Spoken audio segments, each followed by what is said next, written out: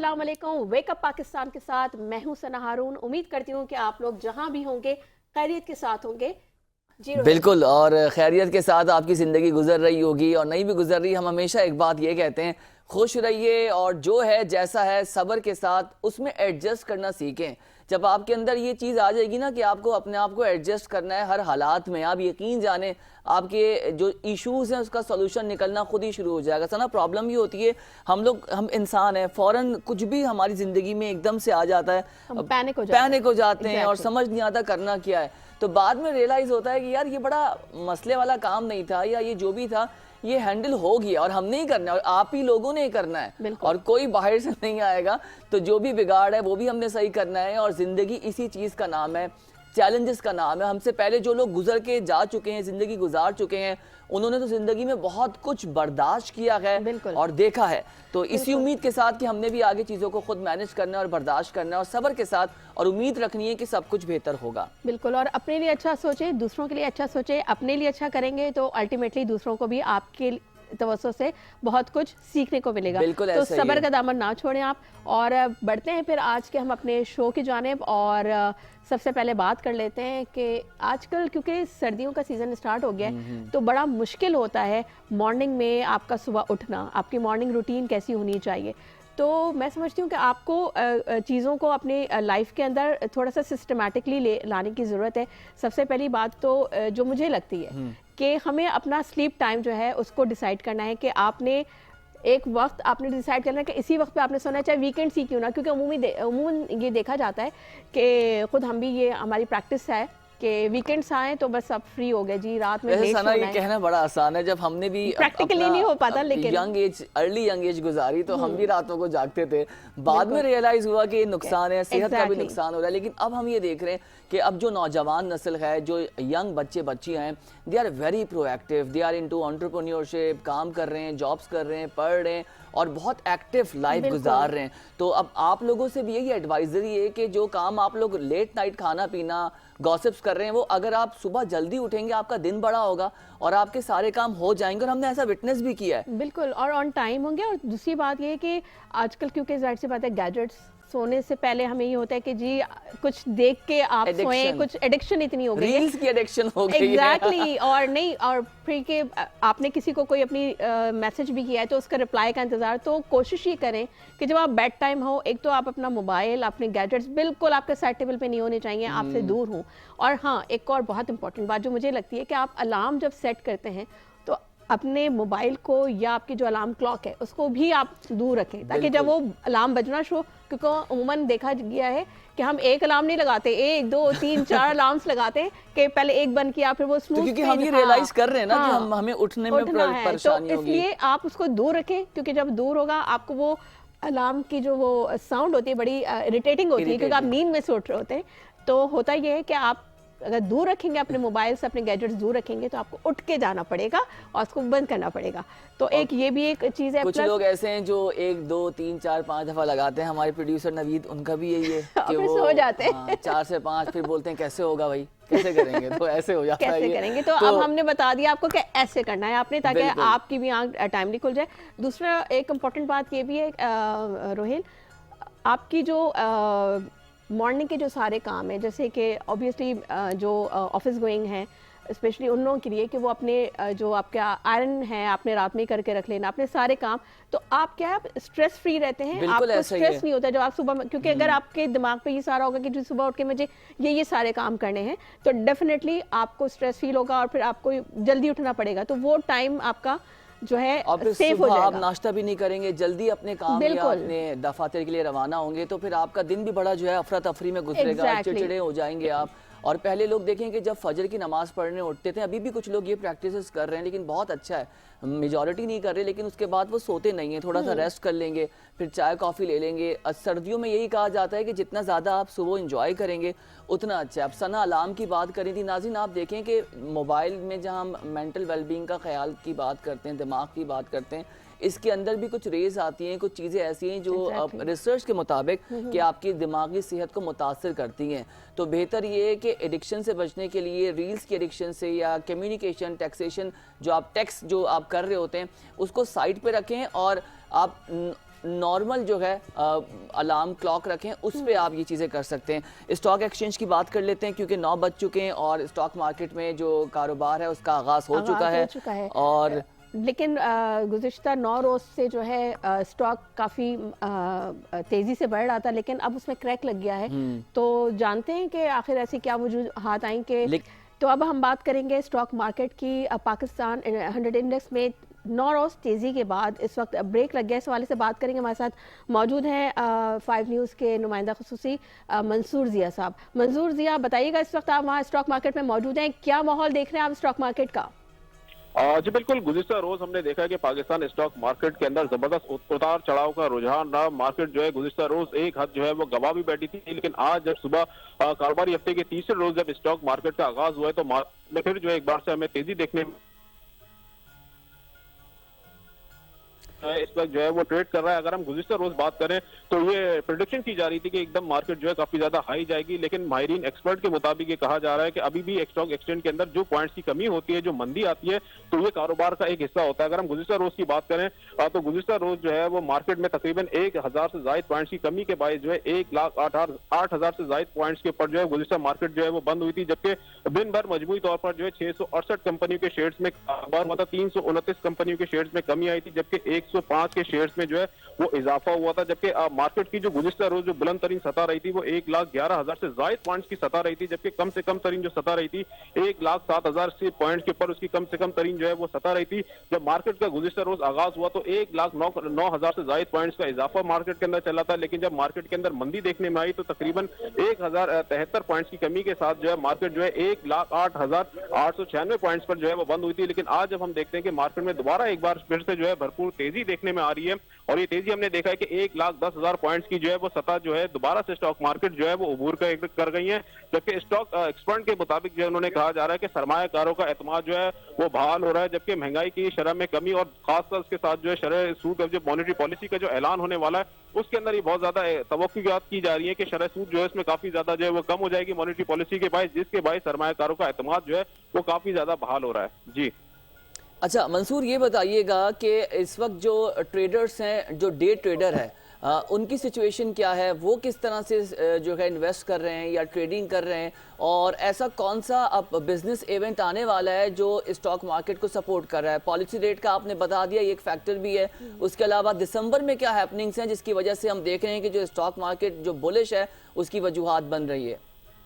जी बिल्कुल, आपने अगर जैसे माहिरीन की बात कही तो माहिरीन की बात सबसे पहले तो एक वजूहत जो होती है वो मुल्क की सियासी सूरत हाल के ऊपर डिपेंड करती है। अगर आपके मुल्क में सियासी इस्तेकाम है तो उसके बाद सरमायाकार जो है काफी ज्यादा पुरुमीद नजर आते हैं। खासकर ना सिर्फ जो आपके मुल्क में जो सरमायाकार रहते हैं वो ना सिर्फ छोटे ताजर बल्कि एक खास वो लोग होते हैं जो ओवरसीज पाकिस्तानी होते हैं, जिनके पैसे पे असल जो है डिपेंड करता है, जहां से जर मुबादला जो आता है। असल चीज वो होती है जब वो आपके मुल्क में सरमायाकारी करते हैं, चाहे वो प्रॉपर्टी के सेक्टर में करें, ऑयल एंड गैस के सेक्टर्स में करें, किसी भी सेक्टर्स में करें, तो आपके शेयर जो ऑटोमेटिकली जो है वो ऊपर जाने लग जाते हैं। यही चीज हम देखने में आ रहे हैं। तो मॉनेटरी पॉलिसी हो गई, उसके अलावा दीगर जो एग्जीबिशंस हैं उसका भी इनेकाद जो है वो कराची के अंदर होने वाला है आइंदा चंद दिनों के अंदर जो है। इसके साथ साथ एक्सपो के अंदर भी आप देखेंगे कि बड़ी से बड़ी एग्जीबिशन जो है वो होंगी। आज भी हम अगर बात करें स्टॉक एक्सचेंज की तो यहाँ पे दूसरी इस्लामिक कॉन्फ्रेंस जो है यहाँ पे मुनक्किद की गई थी।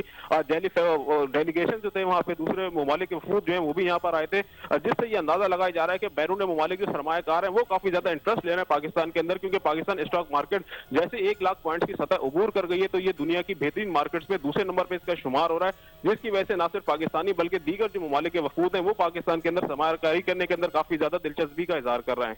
जी ठीक है, बहुत शुक्रिया मंसूर ज़िया आपकी तफसीलात का। और आप ये बता रहे हैं कि इस वक्त जो इन्वेस्टर्स हैं सना वो इन्वेस्ट कर रहे हैं और डेफिनेटली जो गुज़िश्ता 2 माह गुजरे हैं उसमें पाकिस्तान स्टॉक एक्सचेंज में एक इस्तेकाम आया है और पॉलिसी रेट एक अहम वजह भी है। लेकिन इस वक्त ये भी कहा जा रहा है कि इतनी ज़्यादा तेज़ी क्यों है, तो हमारे यहाँ आपको पता है ना सवालात फ़ौरन उठ जाते हैं क्योंकि वो नेगेटिविटी भी फ़ौरन से आ जाती है। बिल्कुल। तो असल में सेक्टोरल ग्रोथ की भी अगर बात की जाए, क्योंकि बैंकिंग है, IT सेक्टर है, तो इनका भी एक बहुत बड़ा किरदार है स्टॉक के बेटर होने में। और दूसरा ये कि ये मेरे ख्याल से कि ये बहुत बेस्ट टाइम है जो न्यू इन्वेस्टर्स हैं वो अपने अगर स्टॉक में इन्वेस्ट करेंगे।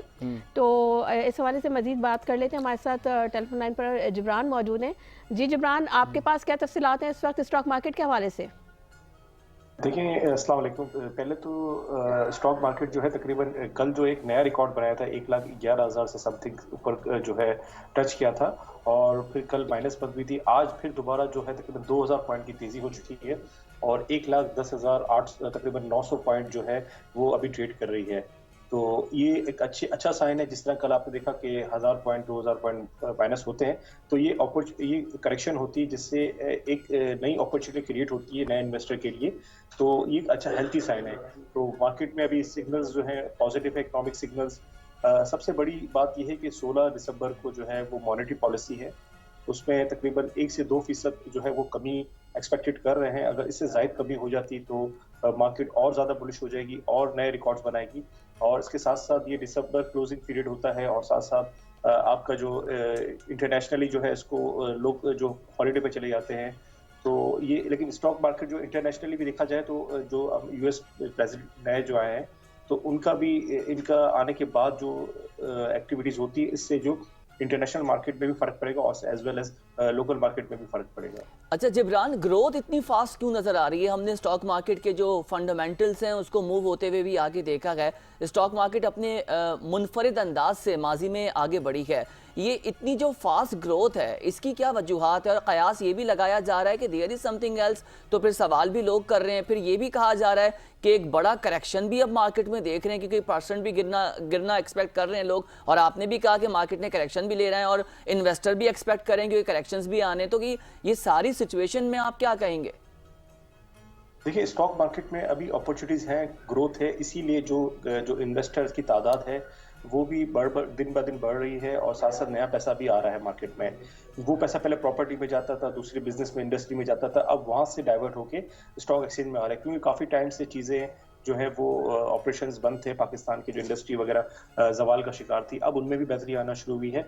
और साथ साथ जो पाकिस्तान में जो इन्फ्लो आ रहा है इंटरनेशनली भी, देखें, फॉरेन इन्वेस्टमेंट भी आ रही है, और साथ साथ लोकल इन्वेस्टर्स का भी इंटरेस्ट आ रहा है और अवेयरनेस भी हो रही है। मार्केट बहुत स्मूथ है, क्योंकि इंटरेस्ट रेट एक बुनियादी वजह थी जिसकी वजह से मार्केट नहीं चल रही थी। अब वो स्टेप बाय स्टेप ग्रेजुअली नीचे तो आ रही है, और मजीद स्पीड से आती है, तो ये स्टॉक मार्केट भी बढ़ेगी। इसके साथ इसका इफेक्ट जो है फिर इन्फ्लेशन पे भी पड़ता है। इन्फ्लेशन के फिगर्स भी जो है वो नीचे आते हैं, तो इंटरेस्ट रेट, इन्फ्लेशन, और साथ साथ आपके जो एक एक्सपोर्ट का काफी टाइम से रुका हुआ था सिलसिला, वो जब शुरू हुआ, आईटी एक्सपोर्ट बढ़ गई हमारी, और उसके साथ साथ जो है टेक्सटाइल एक्सपोर्ट पे अभी भी थोड़ी तवज्जो दे तो बेहतर हो सकती है। तो ये बुनियादी फैक्टर है जिसकी वजह से जो है स्टॉक मार्केट इतनी स्पीडली ग्रोथ कर रही है, और साथ साथ तेजी के नए लेवल बना रही है। ठीक, ये भी बताइएगा जबरान के सेक्टर्स वाइज हम मार्केट को देख रहे हैं, क्योंकि कुछ सेक्टर्स हैं जिनकी ग्रोथ अच्छी है, जिनके अंदर वॉल्यूम्स बहुत अच्छा है, और जिनके स्टॉक्स में काम हो रहा है। तो आपका पॉइंट ऑफ व्यू और ओपिनियन क्या है कि किन सेक्टर्स में आप इन्वेस्टमेंट्स होते हुए देख रहे हैं, या जिनकी वजह से मार्केट को एक पोटेंशियल मिला है? देखिए, सबसे अच्छा तो फर्टिलाइजर सेक्टर ने अच्छा परफॉर्म किया, बैंकिंग सेक्टर ने बहुत अच्छा परफॉर्म किया, आउट क्लास परफॉर्म किया। इसके साथ साथ फिर अब ऑयल एंड गैस सेक्टर ने अच्छा परफॉर्म किया। अब कुछ सेक्टर्स ऐसे हैं जैसे टेक्सटाइल सेक्टर है, ये इतना अच्छा परफॉर्म नहीं कर सकता। तो कुछ सेक्टर ओवरबॉट हैं, कुछ में अभी गुंजाइश है। तो ये मिक्स जो है, अगर स्विच होते रहेंगे, इंडेक्स का लेवल बनता रहेगा नया, तो उसी इन्वेस्ट करना चाहिए, मतलब उसी सेक्टर में इन्वेस्ट करना चाहिए जहां मतलब जो अभी जिनमें भी पोटेंशियल हो। तो जो ऑलरेडी बढ़ गए हैं वहां से थोड़ा सा प्रॉफिट टेकिंग भी करनी चाहिए। तो ये एक बाजार का एक काम करने का तरीका है। और इसके साथ साथ बाजार में अभी भी काफी सेक्टर वो चले ही नहीं है देखा जाए तो। अच्छा जिब्रान, ये बताइएगा कि इस वक्त जो है ये बहुत आइडियल टाइम है, जो न्यू इन्वेस्टर्स हैं तो उनके लिए ये बहुत आइडियल टाइम है, अगर वो इन्वेस्ट करते हैं तो उनको भी काफ़ी हद तक इसमें प्रॉफिट मिलेगा।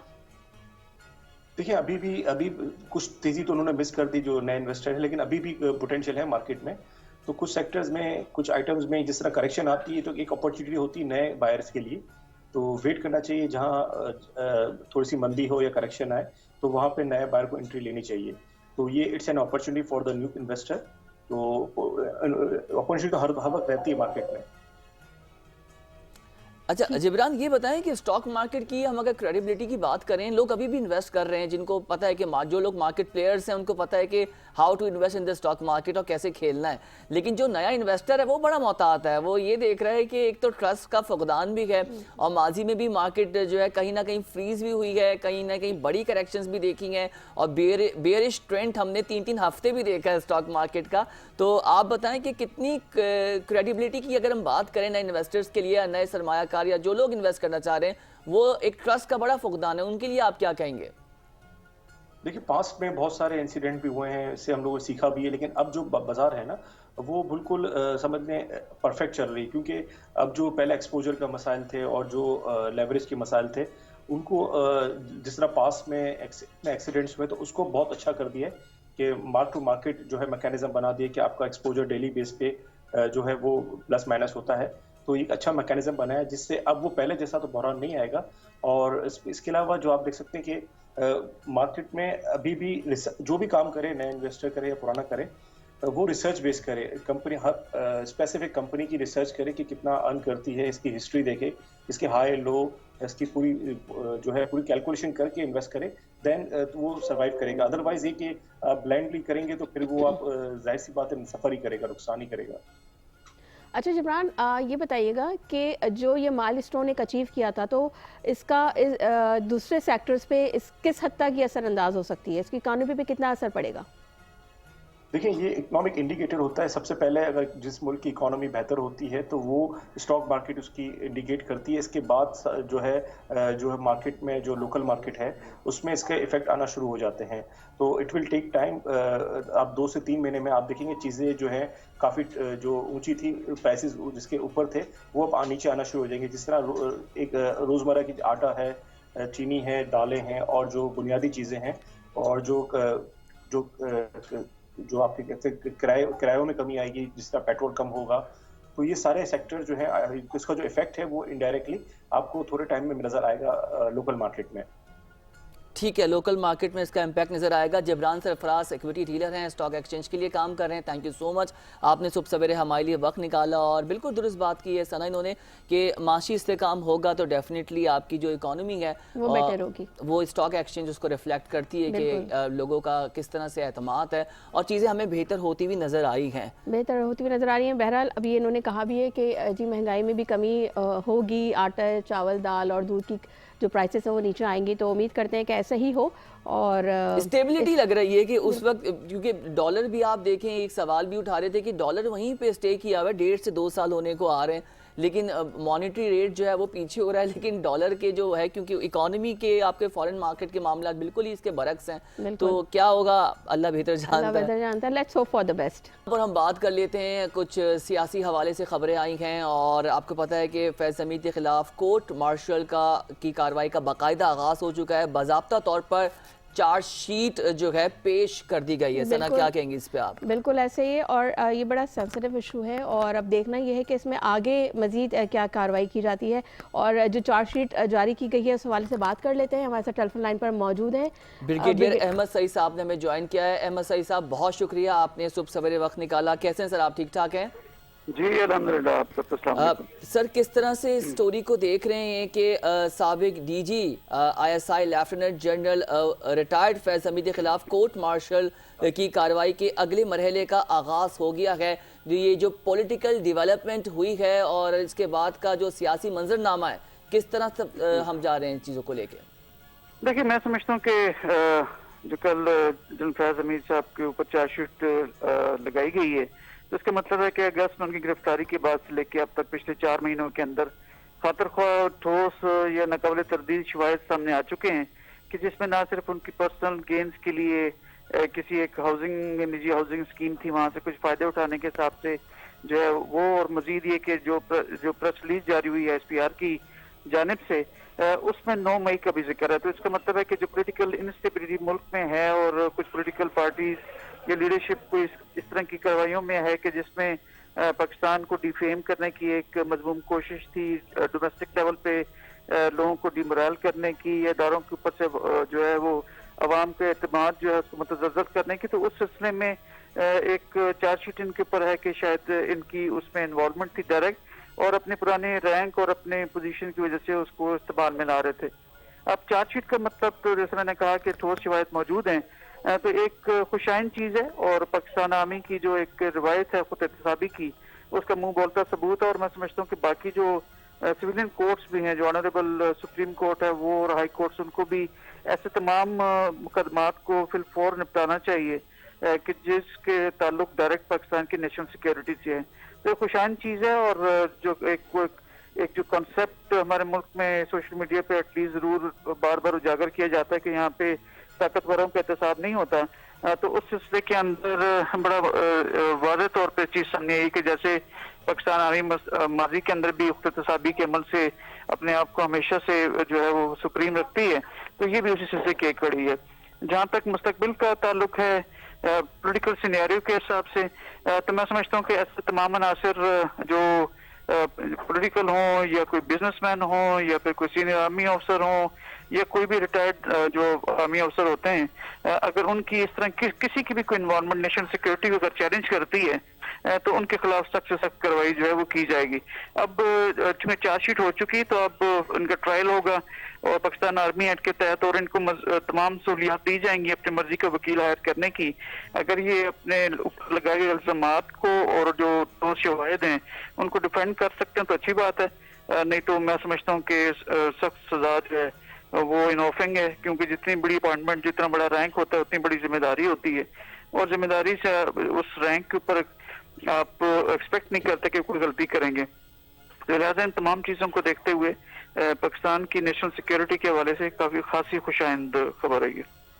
अच्छा MSI साहब, हमने माजी में भी देखा है कि साबिक सदर परवेज मुशर्रफ का भी एहतसाब हुआ है और आर्मी अपने जितने भी जो ऑफिसर्स हैं चाहे जिस सतह पर भी हों और जिस तरह से सर्व कर रहे हों, लेकिन एहतसाब का अमल बड़ा ट्रांसपेरेंट नज़र आया है।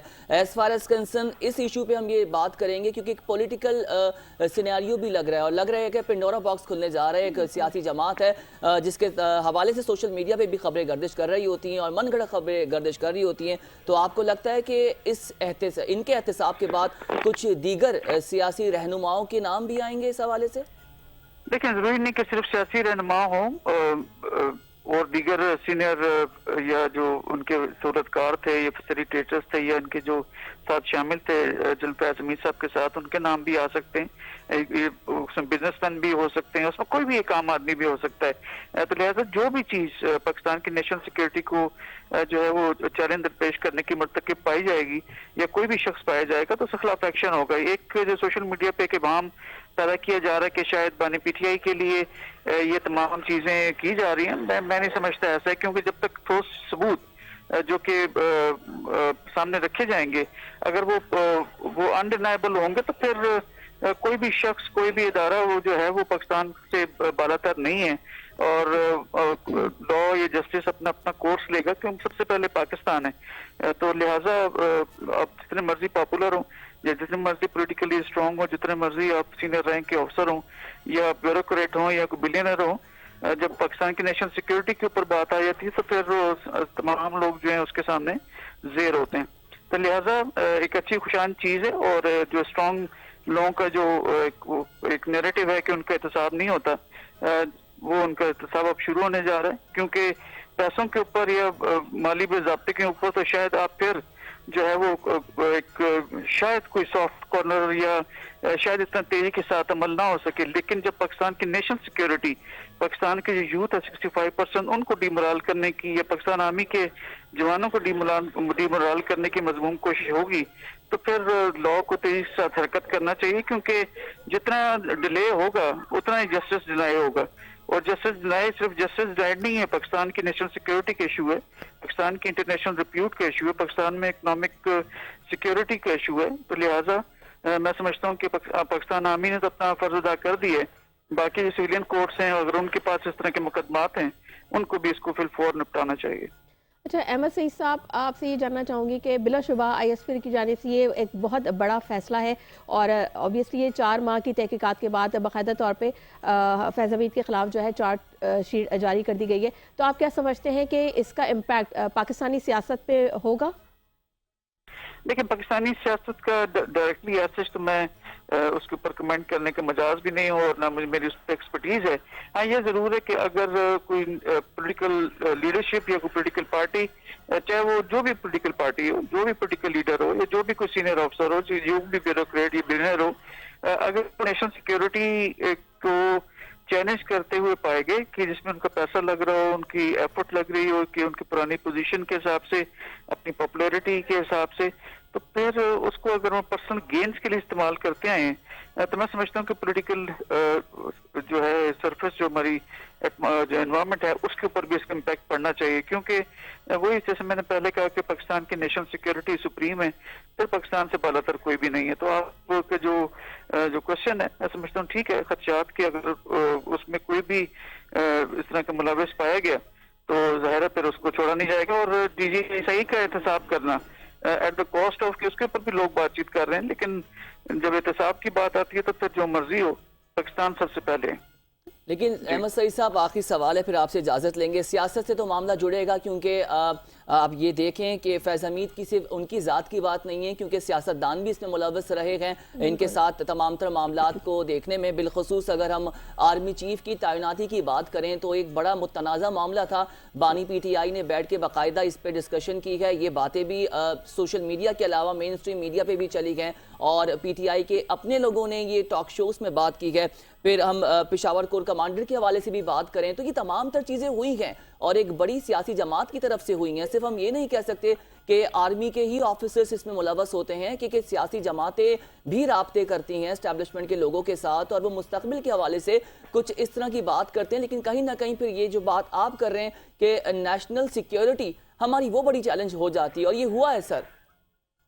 देखिए, जहाँ तक चीफ आर्मी स्टाफ या दीगर जो हमारे नेवी एयरफोर्स की चीफ्स की तैनाती है, वो प्रोगेटिव प्राइम मिनिस्टर का होता है, इसमें कोई दो राय नहीं है। ऑफिसर्स भी अपनी कारकर्दगी की बुनियाद के ऊपर एक्सपेक्ट करते हैं कि हमें प्रमोट किया जाएगा, लेकिन जैसे पाकिस्तान आर्मी की जो म्यार है डिसिप्लिन का या फॉर दैट मैटर मेरिट का, वो इस कदर तंग है कि जरा से भी कोई ऑब्जर्वेशन इस तरह की कुछ हो आपकी, तो आपको प्रमोट इतने सीनियर लेवल के ऊपर नहीं किया जाता। फैज हमीद साहब ने भी कोशिश की होगी, लेकिन प्रोगेटिव जो है प्राइम मिनिस्टर का रहता है। और अभी भी जो जनरल आसिम मुनीर साहब भी जिनको अपॉइंट किया गया, तो प्राइम मिनिस्टर का प्रोगेटिव था, उन्होंने उनको अपॉइंट किया। इसी तरह से जो आपका दूसरा सवाल ये था कि क्या वो कोशिशें करते हैं या एस्टैब्लिशमेंट के साथ या इस तरह करके, तो ख्वाहिश तो हर बंदे की होती है, लेकिन एज सच इसमें कोई बुराई भी नहीं है। और लेकिन वो खुद जाके पॉलिटिकल लीडरशिप से मिले, ऑफ कोर्स वो मुनासिब नहीं है जब तक उनका मैंडेट नहीं होता। तो लिहाजा वो मेरिट के हिसाब से और जो एक रवायतों के हिसाब से ये प्राइम मिनिस्टर का प्रोगेटिव ही रहे। तो लिहाजा इसके ऊपर क्या असर यह करना कि जो है वो चीफ आर्मी स्टाफ बनना चाहते थे या उनके साथ डायरेक्ट कोई एस्टैब्लिश उनके लिंक्स थे, तो बीइंग जो है DGI सही, उनके लिंक्स भी होंगे लाजमी, उनसे प्राइम मिनिस्टर को रिपोर्ट भी करते थे।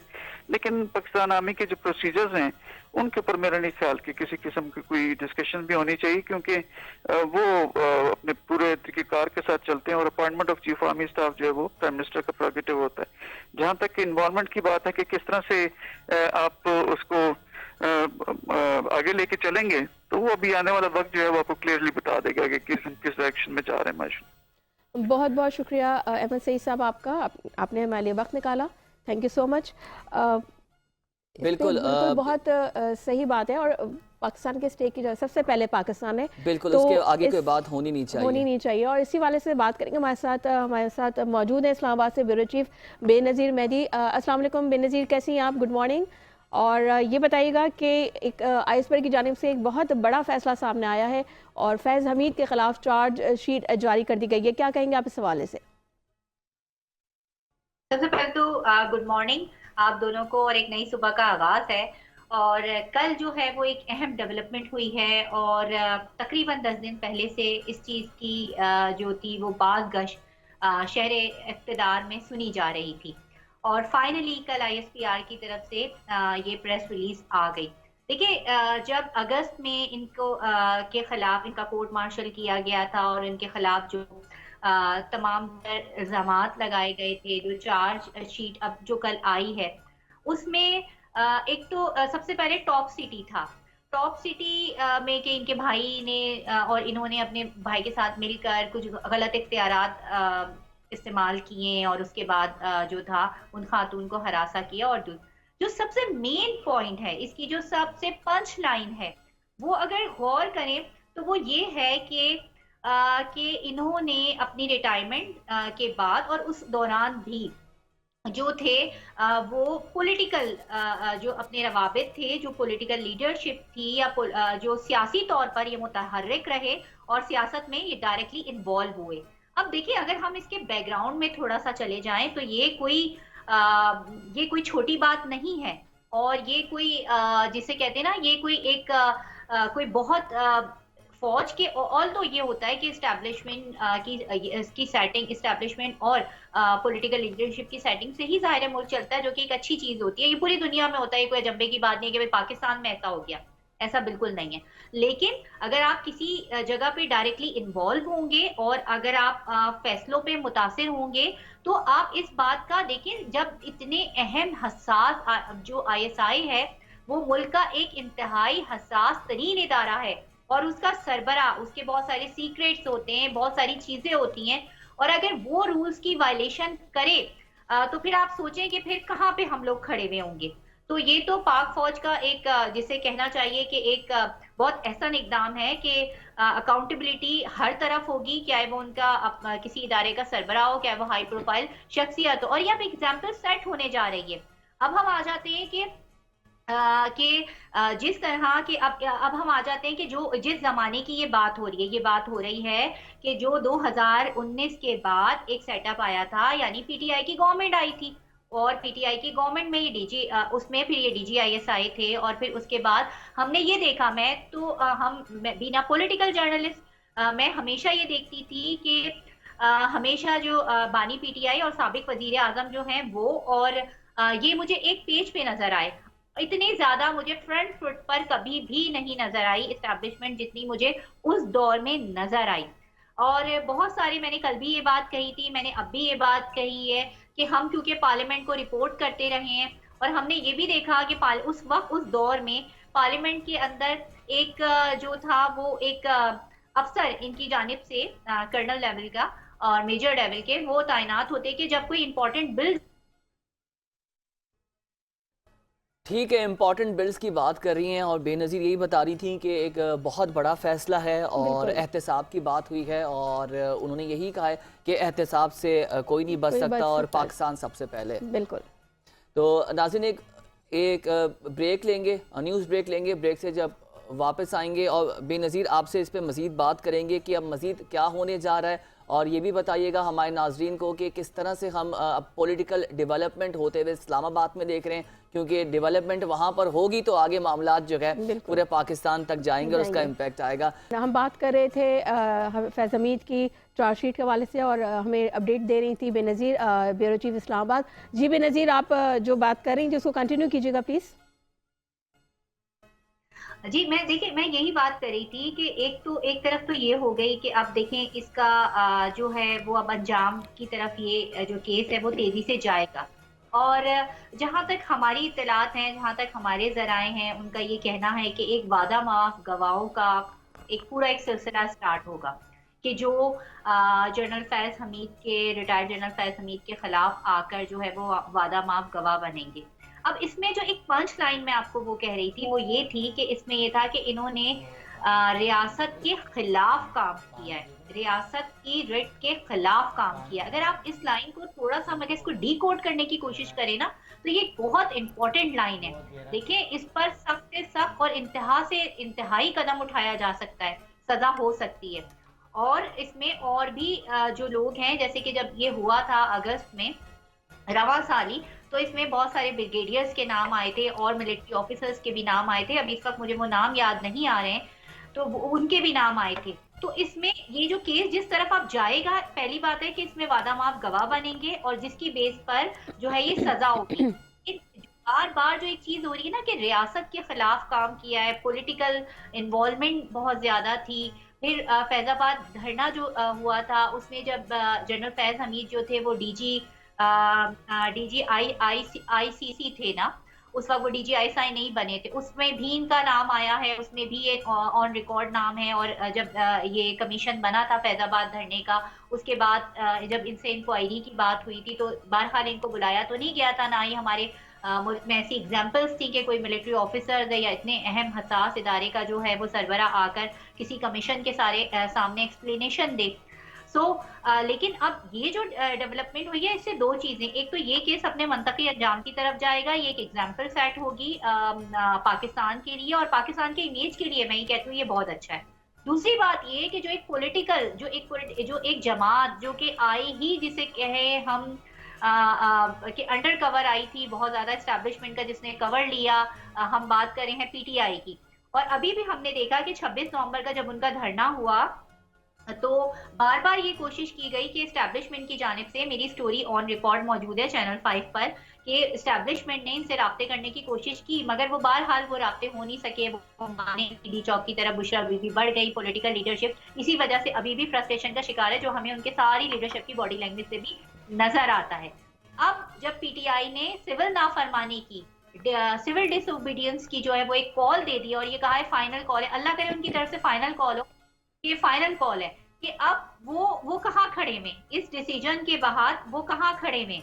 और सिविल नाफरमानी की गोके, मैंने कल बैरिस्टर गौहर को सुना एक जगह, वो कह रहे थे, बल्कि जेल से बाहर आए थे, तो जब बानी PTI से मुलाकात के बाद उन्होंने कहा कि अब जो है वो हम ये फौज का अंदरूनी मामला है, तो ये उनको बताने की जरूरत है, ये फौज का अंदरूनी मामला नहीं है। और जेल के अंदर जो शख्स बैठा हुआ है, जो आपका लीडर है, आप उससे पूछें जाकर कि ये कितना फौज, अब ये फौज का अंदरूनी मामला हो गया। जब आप उनसे मशवरे लेते थे, जब आप उनसे उनके बताए हुए रास्तों पे चलते थे, जब आप उनके जो है उनके फॉलोअर्स बने हुए थे, तो जब तो फौज का अंदरूनी मामला नहीं था, जब आपको ख्याल नहीं आया कि फौज अच्छा का मामला है। बेनज़ीर, उस कॉन्टेक्स्ट पे बात कर लेते हैं, वो ज़्यादा बेहतर होगा कि जो फैज़ हमीद की चार्जशीट वाला मामला है और इसमें बाज़ाबिता तौर पर ये कोट किया जा रहा है, रिपोर्ट्स जो हम तक पहुंची हैं कि 9 मई के वाक़यात भी मुलव्वस हैं। ऐसे में आप क्या देख रही हैं कि जो PTI है और ख़ास तौर पे बानी PTI हैं, ये बंद गली में जाते हुए नज़र आ रहे हैं। फिर हमने नवंबर में जो धरना दिया उसमें भी उस मुख्तलिफ थानों में उनके रहनुमाओं की मुकदमात जो है दर्ज हो चुके हैं, FIR हो चुकी है। तो क्या लग रहा है कि इस वक्त एक डायलॉग का सिलसिला होता हुआ नज़र नहीं आ रहा है और PTI को एक अब सेफ रास्ता भी नज़र नहीं आ रहा, कि अब आप क्या समझती हैं इस्लामाबाद के हवाले से आने वाले 1-2 महीने कितने अहम है? और एक और इम्पॉर्टेंट सवाल, क्या बानी PTI की रिहाई मुमकिन है या इस इन्वेस्टिगेशन का दायरा कार और वसी किया जाएगा? देखिए अभी फिलहाल अभी आपने पहली बात की 9 मई वाले केस की, तो हम 9 मई वाले केस की पहले बात कर लेते हैं। 9 मई वाले केस में फर्द जुर्म आयद हो गई और हमने देखा कि जो अपोजिशन लीडर हैं उमर अयूब और उनके साथ राजा बशारत और 2 लोग और थे, और काफी लोग थे जिनको फौरी तौर पे वहां पे फर्द जुर्म आयद होते ही उन्हें पकड़ लिया गया था। अगले दिन उनको छोड़ दिया गया, लेकिन क्योंकि उनकी हिफाजती जमानतें हुई नहीं थी। एक तो हम इस चीज को देख लेते हैं, और फिर 9 मई वाले केस के अंदर ही जो है वो जनरल फैज हमीद का भी नाम आ रहा है कि ये उन्हीं की मिली भगत से चीजें हुई। तो ये तो एक बड़े खतरनाक तरफ जा रही है सारे हालात। अगर हम PTI के प्रोस्पेक्टस से देखें तो ये तो खतरनाक तरफ जा रहे हैं हालात। हो सकता है कि बल्कि हो सकता है कि ये आउट ऑफ द रूल तो नहीं है कि जो है मिलिट्री कोर्ट में चला जाए ये मामला खान साहब के साथ, और ये यही वाला जो सारा मामला है वो। तो फिर अब जो हम ये चीजें इसमें हम देख रहे हैं, फिर उसके अलावा अगर हम बात देखिए, आपने बात की पॉलिटिकल जो थी वो बानी PTI के जो थी वो बाहर आने की बात, जेल से बाहर आने की बात, तो अभी तो ये ऐसे कोई मामला जो है वो नजर नहीं आ रहे हैं कि जेल से वो बाहर आ जाएंगे या जेल से बाहर आने की उनकी जो बात गज लोग कह रहे हैं, ये ठीक है, प्रोपेगेंडा जरूर किया जाता है, लेकिन एक जो एक टेक्निकली बात देखें ना, अगर आप टेक्निकली थोड़ी सी चीजों को देखें तो मुझे तो इस चीज में अभी कोई ऐसी चीज नजर नहीं आ रही कि वो फौरी तौर पे वो जेल से बाहर आ रहे हैं। दूसरी बात है कि जो डील वाली जी बेनज़ीर, जी मुझे आपकी आवाज आ रही है। और जहां तक आपने बात की डील वाली, तो देखिए डील की जहां तक बात है, तो डील करने के जितने भी मौके थे ना, वो तहरीक इंसाफ जो है वो अब खो चुकी हुई है। अभी तक, अब तक की जो अपडेट्स है आज तक की, क्योंकि मैं इसमें लम्हा ब लम्हा जो है वो क्या है तहरीक इंसाफ की जानिब से हो, वो क्या है गवर्नमेंट की जानिब से हो, वो क्या एस्टेब्लिशमेंट की जानिब से हो, मैं इस पे लम्हा ब लम्हा जो है वो नजर रखी हुई हूँ।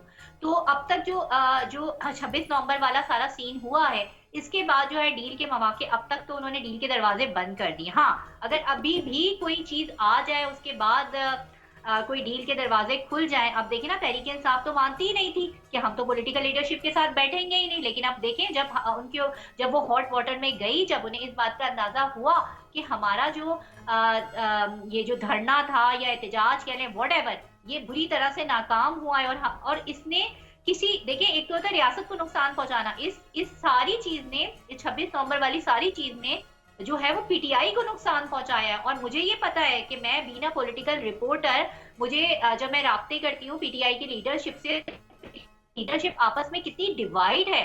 पंजाब की लीडरशिप एक अलग पैटर्न पे जा रही है और कोई किसी पर एतबार नहीं कर रहा। और बुशरा बीबी की एंट्री के बाद जो मैस क्रिएट हुआ है वो अभी तक पीटीआई से संभल नहीं रहा है। बिल्कुल ऐसा ही है। कल अगर बात गुज़िश्ता रोज़ भी हमने देखा कि जो उनकी बुशरा बीबी, उनका बयान जब वो आई अदालत के बाहर, वो कह रही हैं कि मुझे सब ने अकेला छोड़ दिया। फिर बानी पीटीआई की जो बहनें हैं वो कुछ और बातें कर रही हैं। फिर जो चीफ मिनिस्टर हैं केपी के सना, वो उनकी बातों में तजाद है। फिर उनके जो चेयरमैन है पीटीआई के, वो कुछ और बातें कर रहे हैं। ये इस वक्त समझ में नहीं आ रहा। धड़ेबंदी तो इनकी जमात पे बिल्कुल हो चुकी है। और आपने ये भी देखा होगा कि मैं ये समझती हूँ कि ये सारे वाक़यात में, क्योंकि जब आप क्योंकि फैज़ हमीद साहब कोई छोटे ओहदे पर फाइज नहीं थे, वो एक ज़िम्मेदार ओहदे पर फाइज थे। उसके बावजूद अगर उनके करप्शन सामने आ सकते हैं और उनके ख़िलाफ़ कार्रवाई की जा सकती है, तो फिर इस मुल्क में मतलब ये ट्रांसपेरेंसी की जो एक नई रीत है, मैं समझती हूँ बहुत खुशाइंद है। और दूसरी बात ये कि इस सारे वाक़यात के बाद आप क्या कहेंगे रोहिल, आपका क्या एनालिसिस है कि क्या बानी पीटीआई यानी पीटीआई की जो सियासत है, क्या वो मतलब ख़त्म होने जा रही है या इनको बिल्कुल ही साइडलाइन कर दिया जाएगा? क्योंकि साइडलाइन तो नहीं किया जाएगा, लेकिन क्योंकि जैसा कि अब सबके कौलो फेर में भी तजाद है, किसी का आपस में कोई कांटेक्ट नहीं है, कोई आपस में बयानबाजियां सामने आ रही होती हैं, तो उससे ये नज़र आ रहा है कि इनकी आपस में किसी बात के ऊपर कोई एक पेज पर ये लोग मौजूद नहीं है। और दूसरा सना, मुल्क को नुकसान हो रहा है, इकोनॉमी को नुकसान हो रहा है, और ख़ास तौर पे पाकिस्तान से बढ़कर तो कोई पॉलिटिकल पार्टी हो भी नहीं सकती। जब हमारे मुल्क में कोई फॉरेन डेलीगेट्स आ रहे होते हैं तो प्रोटेस्ट शुरू कर दिया जाता है। और बहुत मैं समझता हूँ गवर्नमेंट ने भी थोड़ा सा लचक का मुजाहरा किया था। और जो वजीर दाखिला, उन्होंने कहा कि आप संजरानी में बैठ जाइए, डी चौक बड़ा सेंसिटिव है, सारे हमारे एवेन्यूज़ वहाँ पर हैं। लेकिन बहस होती रही। बानी की तरफ से भी ये बात ऑन रिकॉर्ड उनके वकील के थ्रू थी कि जी वो संजरानी के लिए तैयार हैं, लेकिन बुशरा बीबी ने कहा नहीं, डी चौक जाना है। वो सारा क्योस क्रिएट किया गया। मोस्ट इंपॉर्टेंट बात ये जो गुज़िश्ता रात फैसल वावडा ने कही कि जी पाकिस्तान से बढ़कर कुछ भी नहीं होगा और जो भी इश्यूज दुनिया भर के हैं वो डायलॉग और मुज़ाकरात से हल किए जा सकते हैं। लेकिन इनके इस सारे अमल से हमें नहीं लगता कि उनके लिए पाकिस्तान सबसे आगे, क्योंकि अगर पाकिस्तान उनके लिए इम्पोर्टेंट है तो जो गवर्नमेंट ने उनको जगह मख्तस की थी उनके लिए कि आप वहाँ जाके धरने दे सकते हैं, क्योंकि देखिए फ्रीडम ऑफ स्पीच सबके लिए, गवर्नमेंट ने उनको नहीं मना किया, उन्हें नहीं रोका कि जी आप अपना प्रोटेस्ट ना करें, आप अपने मुतालबात ना करें, ऐसा कुछ नहीं उन्होंने किया। उन्होंने वाकई बहुत सॉफ्ट कॉर्नर रखा।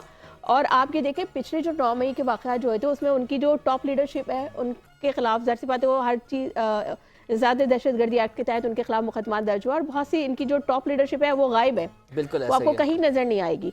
तो पर्चे उनके खिलाफ दर्ज हुए हैं और पकड़ धकड़ का सिलसिला जारी है। सना, ये सब हम डिस्कस कर ही रहे हैं। सियासी गर्मा गर्मी तो है ही। अब एक ब्रेक लेंगे, ब्रेक से जब वापस आएंगे तो जो खेलों के मैदान है वहाँ से भी बड़ी गर्मा गर्मी है और बहुत सारी चीज़ें होने जा रही हैं खेलों के हवाले से। तो एक ब्रेक लेते हैं नाज़रीन, जब ब्रेक से वापस आएंगे तो खेलों के मैदान से आपको बाखबर रखेंगे। स्टे विद अस।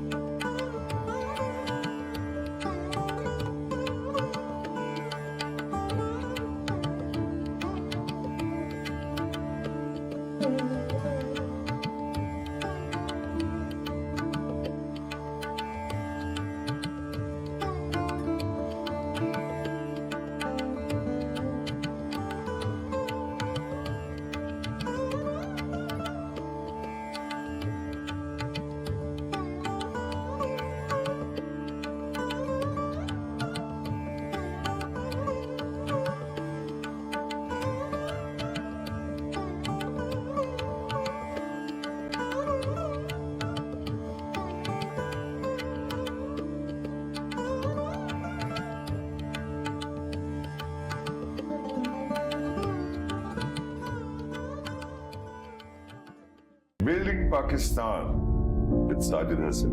हमने आपसे वादा किया कि हम पाकिस्तान के ऐसे लोगों को भी जो तामीर पाकिस्तान में बहुत ज्यादा हिस्सा बढ़ चढ़ के लेते रहे हैं, लेते रहेंगे या लेने वाले, उनको बुलाएंगे आपके सामने। एक दिन अम्मी के पास जाके पैसे मांगे, अम्मी ने पैसे नहीं दिए। 14 अगस्त के दिन थे, मैंने एक टॉल खरीदा, बस में बैठा, लाइट हाउस गया, झंडे बेचना शुरू कर दिया। अम्मा बोलती क्या कर रहा है, मतलब कोई बोलेगा ये हाजी रफीक परदेसी का बेटा है। मैंने बहुत कुछ किया, अगर खाली एक ही काम करता तो मुमकिन है आज मैं कहीं होता। एक तरफ तो आपको जब इतना बड़ा एक शोहरत मिलती है ना, तो कई लोग पागल हो जाते हैं। अरे भाई किसी को मौका तो दो जिसने सबसे ज्यादा स्कोर किया। औरतों की स्ट्रेंथ को, इंडिपेंडेंस को हजम करना सबके लिए आसान नहीं है। आप इतने बेलौस खामोशी से काम करना चाहते हैं, ज्यादा सामने नहीं आना चाहते। पाकिस्तान में जनरली अगर आपको कोई अच्छा काम करना और मीनिंगफुल काम करना है तो चुपचाप से ही काम करे तो बहुत अच्छी बात है।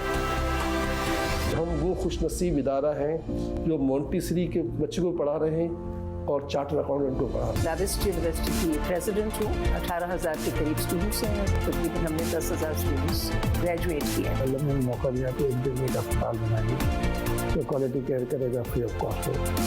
87 में ड्रीम पे था, 2007 में रियलाइज हुआ।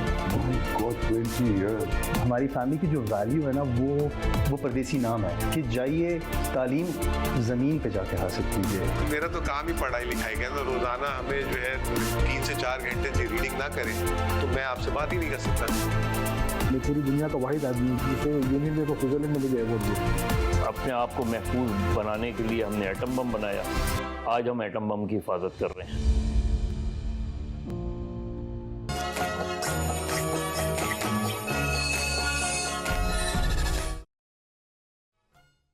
वेलकम बैक नाज़रीन। अब कुछ क्रिकेट की दुनिया से बात कर लेते हैं जनाब। पाकिस्तान और अफ्रीका के माबैन जो होने वाली सीरीज़ है उसमें फ़खर ज़मान को जो है वो ना होने पर कप्तान ने क्या कहा है, इस हवाले से कुछ अपडेट्स लेंगे, इस पर बातचीत करेंगे, चिट-चैट करेंगे। हमारे साथ टेलीफोन लाइन पर मौजूद हैं स्पोर्ट्स एक्सपर्ट ताबिश मीर साहब। अस्सलाम वालेकुम and very good morning to you. कैसे हैं आप?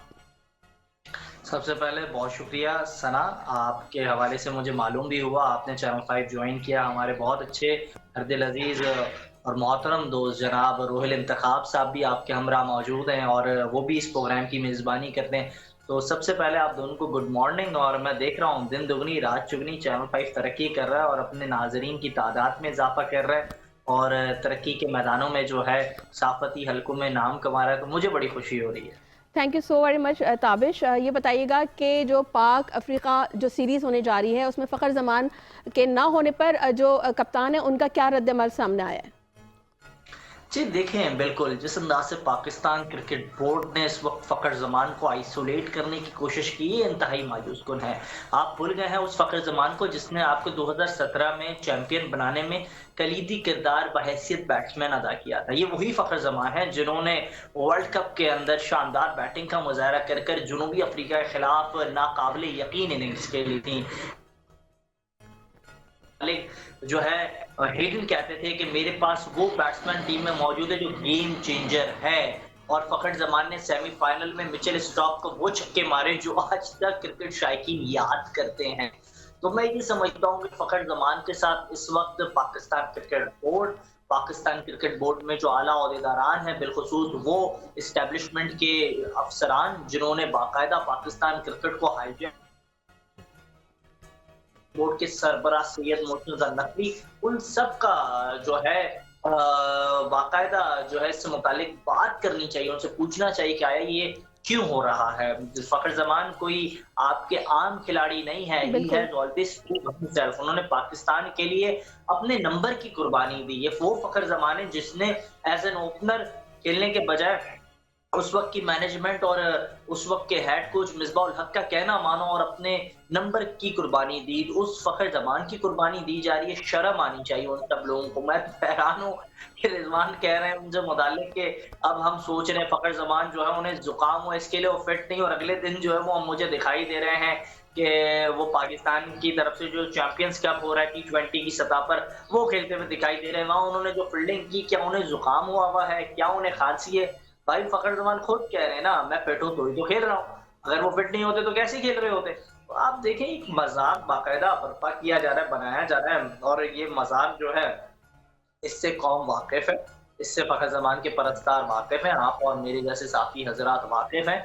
और ये आईने का जो उल्टा रुख है ये किसी और को दिखाया जाए, ये कौम मज़ीद बेवकूफ़ नहीं बनेगी। फ़खर ज़मान के चाहने वाले इस पर सवाल कर रहे हैं, अब बोर्ड के लिए मुश्किलात खड़ी हो गई है, रिजवान को सवाल का जवाब देने में मुश्किल हो रही है। कल जिस तरीके से शिकस्त हुई, आप 11 रन से जिस तरह से आ रहे, मैं तो कहता हूँ शर्म आनी चाहिए रमीज हसन राजा साहब को, साबिक चेयरमैन पाकिस्तान क्रिकेट बोर्ड।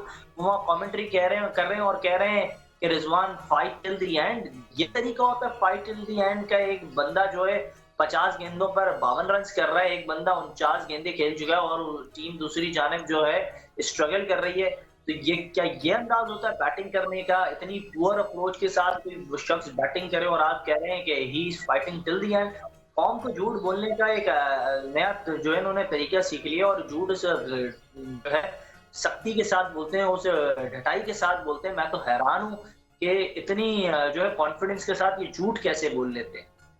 अच्छा ताबिश, जनूबी अफ्रीका के खिलाफ ये जो सीरीज़ है एक नया चैलेंज है पाकिस्तान टीम के लिए, तो फ़खर ज़मान को गेम चेंजर भी कहा जाता है, तो क्या ऐसी वजूहत हैं जो पीसीबी ने ये फैसला किया और उनको जो है टीम में शामिल नहीं किया?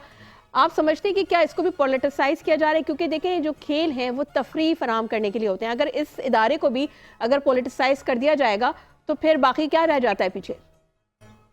देखिए, आज से पिछले 8-9 माह पहले जब पाकिस्तान क्रिकेट बोर्ड के सरबराह सैयद मोहसिन नकवी बाहैसियत चेयरमैन पाकिस्तान क्रिकेट बोर्ड तैनात हुए, तो मैंने इनसे मुतालिक मुतादिद साबिक जो चेयरमैन पाकिस्तान क्रिकेट बोर्ड थे उनसे राब्ता किया और उन्होंने बाकी कौन से ऐसे सुर्खाब के पर लगे हुए हैं कि ये कभी जो है वजीर दाखिला बन रहा है, उससे पहले निगरां सेटअप का हिस्सा बन गया और उसके बाद आप देखें कि एक के बाद एक ओहदे और इनको जो है मौके मिलते गए। तो इसका कहने का ये मतलब है कि बाकायदा एक शख्स को खुश करने के लिए पूरा निज़ाम को तब्दील किया गया, आवे के आवे को बिगाड़ा गया और उनके सामने जो कुछ होता रहा और जो कोई बोलने की कोशिश करता रहा उसे भी दीवार से लगाने की कोशिश की गई। माजी में हारिस रऊफ को बाकायदा दीवार से लगाने की कोशिश की गई। फिर इसके बाद आप देखें कि बाकायदा जिस अंदाज से इन्होंने इस मामले को मैनिपुलेट किया, जिस अंदाज से इस मामले को पेश किया, फ़खर ज़मान ने अगर एक ट्वीट कर दी थी तो माजी में क्या और खिलाड़ियों ने ट्वीट नहीं की है? बिल्कुल की है। आजम खान ने की, उनसे उनके मुतालिक किसने कोई बात की? साहिबजादा फरहान ने की, उससे मुतालिक किसने कोई बात की? बाबर आजम कई बार उनके वालिद साहब जो है ट्वीट कर चुके हैं, कोई आजम सिद्दीकी को रोक सका है? आज तक नहीं रोक पाया है। लेकिन हाँ, फ़खर ज़मान के कामदे जो पाकिस्तान के लिए खारामत थे लेकिन हाँ कमजोर थे, तो इसके लिए उसे दबाया जा रहा है। ये वही फ़खर ज़मान थे जिनकी आज से पहले और अपने ट्वीट से पहले बाकायदा खबरें चल रही थी कि वो बाहैसियत कप्तान एक बेहतरीन ऑप्शन है, लेकिन उस ऑप्शन को हटाने के लिए बाकायदा क्रिकेट टीम के अंदर एक लॉबी बाकायदा चल रही थी।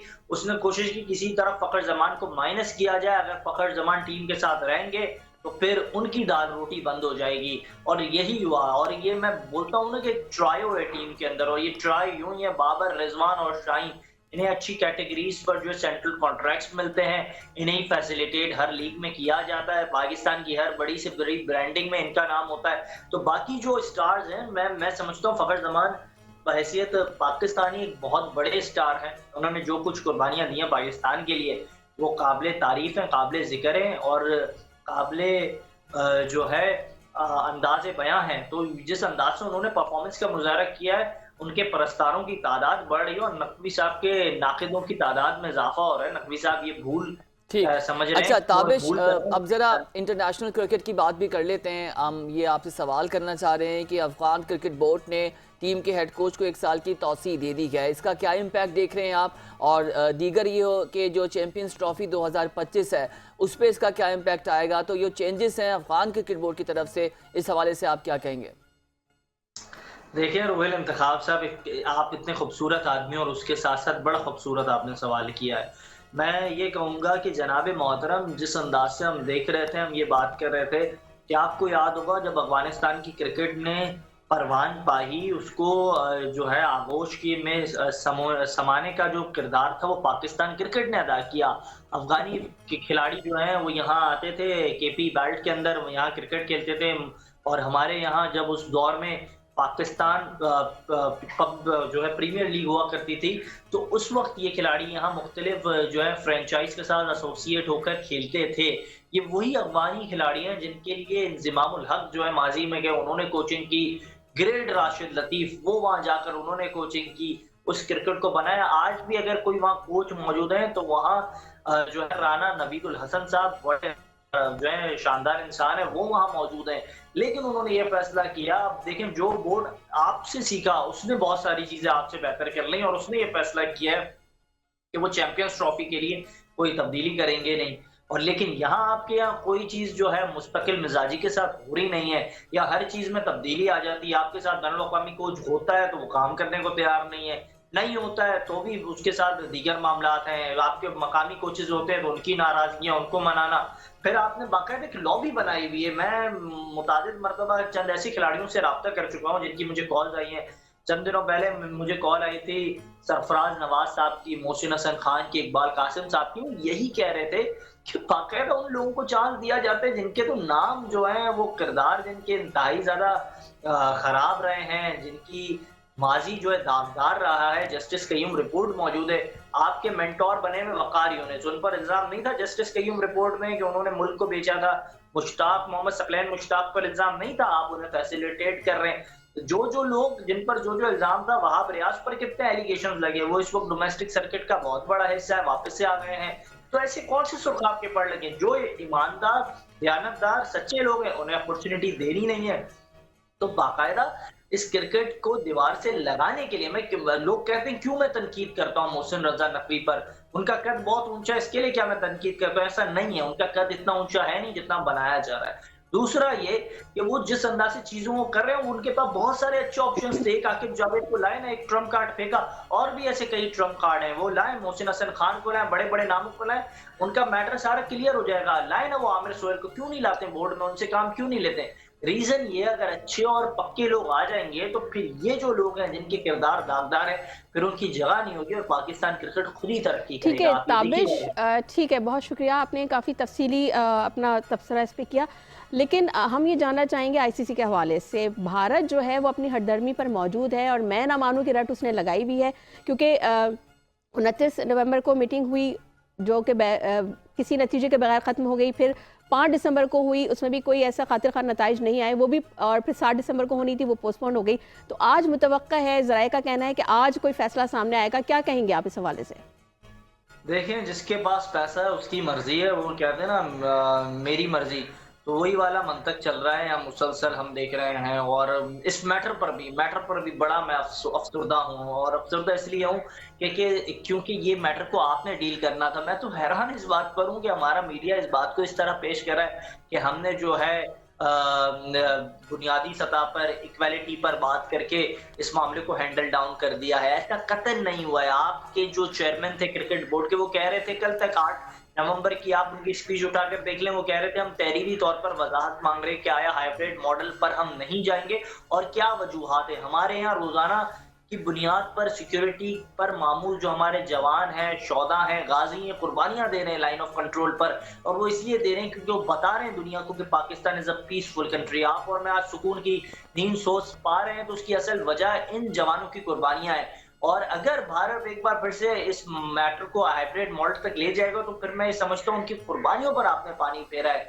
और इस वक्त पूरी कौम मोहसिन रजा नकवी के साथ मौजूद है, वो इस इवेंट से दस्तबरदार कर जाए। बेहतर तो ये आप दस्तबरदार कर जाए। अगर हाइब्रिड मॉडल पे जाना है, आपको रहना है तो इस इवेंट पे रहे, और हिंदुस्तान की टीम भी पाकिस्तान आएगी, और इसके अलावा हम कुछ नहीं सोच सकते हैं, यही होना चाहिए। देयर इज नो ताबिश, जो बयान आया गुज़िश्ता रोज़ भी हमने देखा कि मोहसिन नकवी ने बहुत कैटेगोरिकली एक बात कही है कि बराबरी की सतह पर बात होगी, और मुतादिद बार मोहसिन नकवी ये बात कह चुके हैं, और कहना भी चाहिए, जिससे हम पाकिस्तान की अपनी नुमाइंदगी इंटरनेशनली कर रहे हैं। प्रॉब्लम ये इस वक्त आ रहा है कि जो PSL है और IPL की बात करें, उसमें टकराव नज़र आ रहा है। ख़ासतौर पर जो बड़े खिलाड़ी हैं वो अब पाकिस्तान के साथ खेलने से, PSL के साथ खेलने से थोड़ा सा एक्सक्यूज़ कर रहे हैं। उसकी बड़ी वजह यह कि इंडियन लॉबी हर जगह बैठी हुई है, पैसा चल रहा है। और आप एक और चीज़ देखें कि सियासी तौर पर भी कोई इस्तेकाम क्रिकेट के हवाले से नहीं होता हुआ नज़र आ रहा।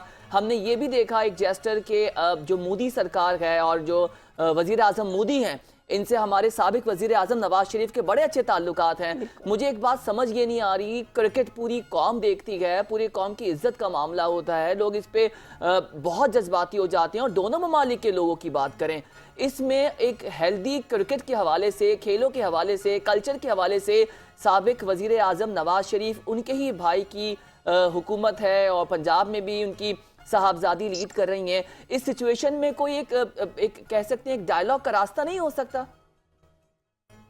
बिल्कुल हो सकता है, मैं समझता हूँ होना भी चाहिए, लेकिन मुझे हैरत इस बात की क्या वजह है कि नवाज शरीफ साहब कॉल नहीं लगा रहे हैं नरेंद्र मोदी को, और क्यों नहीं लगा रहे हैं? क्या वो ये कॉल शहबाज शरीफ से करवाना चाह रहे हैं या किससे करवाना चाह रहे हैं? ये तो वही आपको बेहतर बता सकते हैं, मेरे ये दायरा कार में नहीं है। दूसरा ये कि आपने बड़ी खूबसूरत बात की कि क्रिकेट पर पूरी कौम जज्बाती है, आप समेत मैं समेत, क्रिकेट पर कोई बात होती है तो हम अगर चाय की केबिन पे बैठे हों या फिर कहीं भी मौजूद हों, किसी महफिल में ही मौजूद हों और पाकिस्तान की क्रिकेट का जिक्र हो तो आप और हम जो है बोल पड़ते हैं।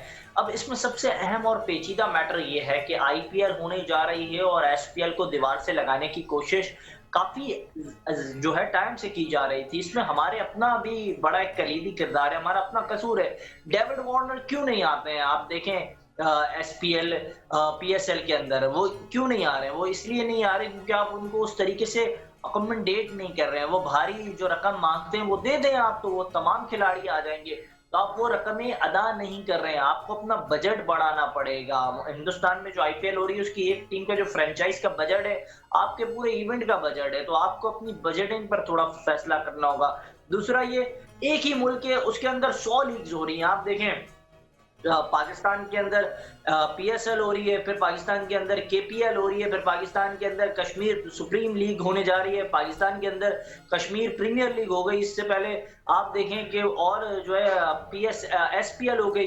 तो इतनी सारी लीगें एक ही मुल्क के अंदर जब होंगी तो फिर इसका आउटकम क्या आएगा? खुद ही आपने जो है इसको गंडा गोला बना दिया और आप कह रहे हैं अब ये गंडा गोला नहीं आइसक्रीम है, तो कौन यकीन करेगा? पहले आप अपने आइसक्रीम के ब्रांड को और उसकी क्वालिटी को तो अच्छा करें, फिर लोगों को यकीन होगा कि भाई आप आइसक्रीम खिला रहे हैं, गंडा गोला खिला रहे हैं।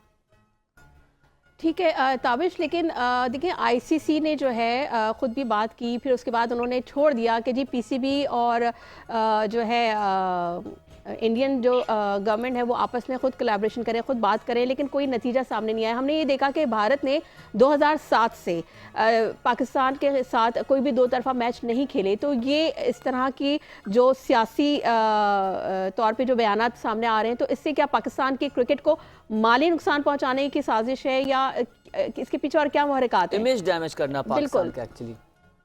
बिल्कुल, बड़ी आपने जो है अहम नुक्ते को हाईलाइट किया, और मैं ये बात आपको बताऊं 2007 में उस वक्त जो हिंदुस्तान में हुकूमत थी वो गांधी फैमिली की थी, लेकिन हाँ उसमें जो कलीदी किरदार अदा कर रहे थे वो वाजपेयी साहब थे, जिनका ताल्लुक बीजेपी की हुकूमत के साथ था।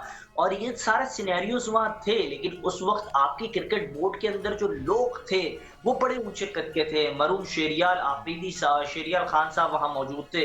उन्होंने जिस तरीके से इस मैटर को डील किया, उनका बाकायदा घराना जो है, आपको पता होगा शेरियाल खान साहब का वो जो है भारतीय अदाकार जो है मेरे जहन से नाम उनका जहन नशीन नहीं हो रहा, बड़े शानदार अदाकार हैं। उनके साथ उनके रवाबे थे, उनके चचा होते हैं, तो ये एक बड़ी उनकी कोलैबोरेशन है। हिंदुस्तान की बॉलीवुड में बड़े लोगों को वो जानते थे शेरियाल साहब, तो उन्होंने उस तमाम लॉबीज को जो है मैनिपुलेट किया, उन तमाम लॉबीज को प्रोएक्टिव किया और इसके बाद इन चीजों को किया। तो इसमें बड़ा किरदार उन्होंने अदा किया। अब आप देखें कि आज जो है पूरा निजाम आवे का आवा बिगड़ा हुआ है और इस वक्त वो कुछ करने से कासिर है। मेरी जब बात हुई पाकिस्तान क्रिकेट बोर्ड के साबिक चेयरमैन खालिद महमूद साहब के साथ और साबिक chairman Pakistan cricket board Tauqeer Zia साहब के साथ, और यहाँ तक कि मुझे कॉल भी आई एहसान मानी साहब की, जो हाल ही में पाकिस्तान क्रिकेट बोर्ड के सरबराह थे। उन्होंने मुझे कहा कि नकवी साहब ये बयान देकर क्या समझ रहे हैं मीडिया पर कि हिंदुस्तान को जो है ICC लाएगा, और हम ये बयान दे चुके हैं। इस बयान से कुछ नहीं होगा, आपको बहुत कुछ करना होगा। इन्होंने कुछ किया ही नहीं है, ये मैं नहीं कह रहा, ये साबिक चेयरमैन कह रही है, उनकी नाराजगी थी, उनके बयान था, तो बाकायदा क्रिटिसिज्म कर रहे हैं। मेरे हर दिन जो मैं बात करता हूँ, जिन से राब्ता मैंने अभी तक किया, उनका यही मौक़िफ़ है। जो साबिक चेयरमैन है ज़का अशरफ से मेरी बात हुई, उन्होंने कहा नकवी साहब miss handle this topic, this matter. तो उन्होंने जिस अंदाज से मिस हैंडल किया है, इसके नताइज पाकिस्तान क्रिकेट के लिए बड़े मायूसून रहेंगे सना एंड रोहिल।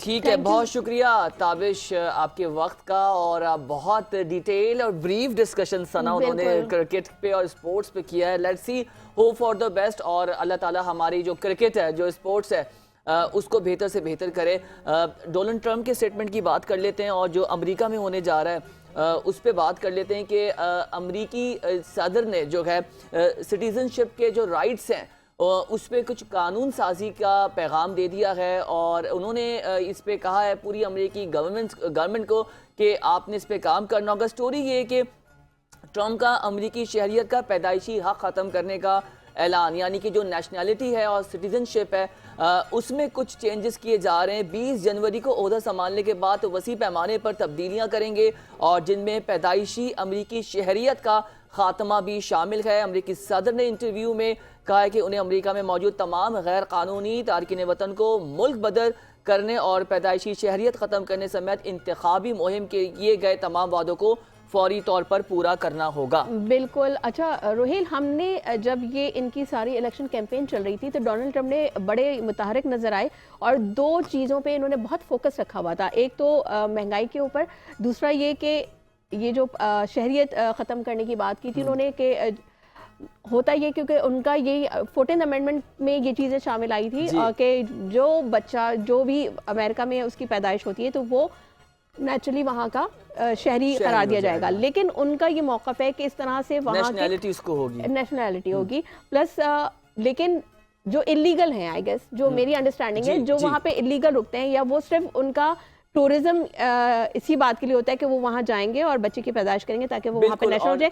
लेकिन जो वहाँ पे जिनके पास ब्लू पासपोर्ट है, जो वो पाकिस्तानी शहरी हो या दीगर किसी उस पे सना देखना होगा डिटेल्स क्या हैं, क्योंकि नेशनैलिटी का मैकेनिज्म बिल्कुल डिफरेंट है और सिटीजनशिप का बिल्कुल डिफरेंट है। तो आप दुरुस्त बात करिए, दुनिया भर से लोग यही कर रहे होते हैं, लेकिन उसमें अब देखना होगा कि उनकी जो गवर्नमेंट है और जो एडमिनिस्ट्रेटिव उमूर संभाल रहे हैं वो उसको किस तरह से चीज़ों को प्लान करते हैं। लेकिन आप समझते हैं कि ये इतना आसान नहीं होगा, क्योंकि इसके लिए उनको काफ़ी मुश्किलात का सामना भी करना पड़ सकता है, चैलेंजेस आएंगे, क्योंकि इसके ऑब्वियसली अब जो कानूनी हैसियत होगी उसकी, क्योंकि 14th अमेंडमेंट का हिस्सा है उनके, तो उसमें वो चेंजेस लाना चाह रहे हैं। तो अब देखते हैं कि ये किस तरफ जो है रुख करता है ये मामला। और अब बात कर लेते हैं हम कुछ मुनफरिद खबरों की। और रोहिल, मुझे तो आपको फील तो नहीं हो रहा, आप कहीं फ्लोट तो नहीं कर रहे? लेकिन लोग हाँ, ये फीलिंग्स अब लाहौरियों को आने वाली हैं। स्टोरी ये है कि तैरता हुआ रेस्टोरेंट का कंसेप्ट लेके जो है लाहौर में इस पे काम हो रहा है। और स्टोरी आपको बताएं कि लाहौर में पहला तैरता हुआ रेस्टोरेंट बनाने का ऐलान किया गया है। लाहौर की सूबाई दारुल हुकूमत लाहौर में पहला ये रेस्टोरेंट होगा जो कि बनाया जाएगा। इसको किस तरह से बनाया जाएगा, इसकी बाकायदा तैयारियां शुरू कर दी है। मंसूबा हरबंसपुरा के करीब नहर पर बनाया जाएगा, क्योंकि डेफिनेटली अब आपको फ्लोट करना है तो उसके लिए पानी दरकार होगा और उसके ऊपर तमाम तर लागत भी आएगी। ये भी बताएं कि PHA ने बताया है कि फ्लोटिंग रेस्टोरेंट पर 35 करोड़ रुपए की लागत आएगी। डेफिनेटली ये कॉस्ट है सना, और इतने ज़्यादा पैसे इस पे लगाएंगे तो आप समझती हैं कि लाहौरी वैसे ही खाने के लिए दे आर क्रेजी। बिल्कुल, लाहौर तो मशहूर ही है अपने खानों की वजह से, अपनी मेहमान नवाजी की वजह से। और अब एक ये बिल्कुल ही कहना चाहिए कि एक 8वां अजूबा जिसे कहना चाहिए उस टाइप की चीज़ होगी, और बड़ी दिलचस्प होगी, देखने से काबिल होगी। और ये स्क्रीन पर भी हमारे नाज़रीन देख सकते हैं रेफरेंस के तौर पर इस तरह का कुछ प्लान किया जा रहा है। मेरा तो दिल चाह रहा है कि हम बड़ा जरूर ये ड्रीम प्रोजेक्ट होगा। और आप ये भी देखें कि जो दुबई में या आप किसी फॉरेन कंट्रीज में आप इस तरह के रेस्टोरेंट्स देखते हैं, तो अब ये आपको सहूलत पाकिस्तान के शहर लाहौर में भी आपको ये सहूलत मैसर होगी, जहाँ पे अच्छा सोचने की बात ये कि वहाँ पे क्या ट्रेडिशनल जो लाहौर का जो एक खासा रहा है वो उनकी वो ट्रेडिशनल डिशेस होंगी, बारबेक्यू आइटम्स होंगे, किस किस्म के खाने, किस किस्म के पकवान होंगे।